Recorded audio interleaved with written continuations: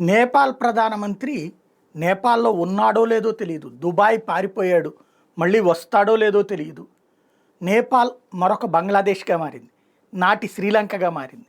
ఏదో ఒక పాయింట్ని అడ్డం పెట్టుకుని జరిగేటటువంటి ఉద్రిక్తతలు, వివాదాలు పతాక స్థాయికి చేరుతున్నాయి.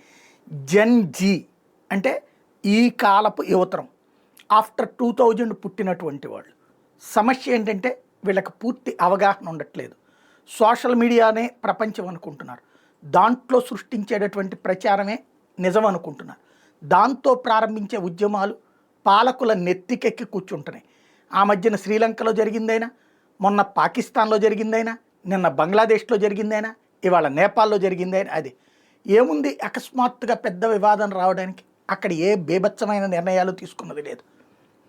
కేవలం సోషల్ మీడియా బ్యాన్, వెంటనే యాక్షన్ తీసుకున్నారు, రిస్టోర్ చేశారు. కానీ ఈలోపుగా ప్రారంభమైన ఉద్యమం మరి రిస్టోర్ చేశాక ముగిసిపోవాలి కదా. బంగ్లాదేశ్లో ఎట్లయితే రిజర్వేషన్ల కోసం ఉద్యమం ప్రారంభమై ఆ రిజర్వేషన్లు రద్దు చేశామన్నాక కూడా కొనసాగిందో, ఇప్పుడు కూడా కొనసాగుతుంది. ఎందుకు కొనసాగుతుందో తెలియదు. కనబడ్డటువంటి కార్యాలయాలను ధ్వంసం చేస్తున్నారు, తగలబెడుతున్నారు.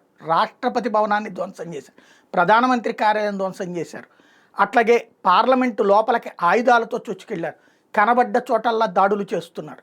నిన్నటిదాకా దాడులు చేసినటువంటి ఆర్మీ సైలెంట్ అయిపోయింది. ఎందుకంటే యువతరం, ఈ తరపు యువతరాన్ని తమ వాళ్ళని తామే చంపుకోలేక ప్రధానమంత్రి ఓలీ శర్మని రాజీనామా చేయమని వార్నింగ్ ఇచ్చింది.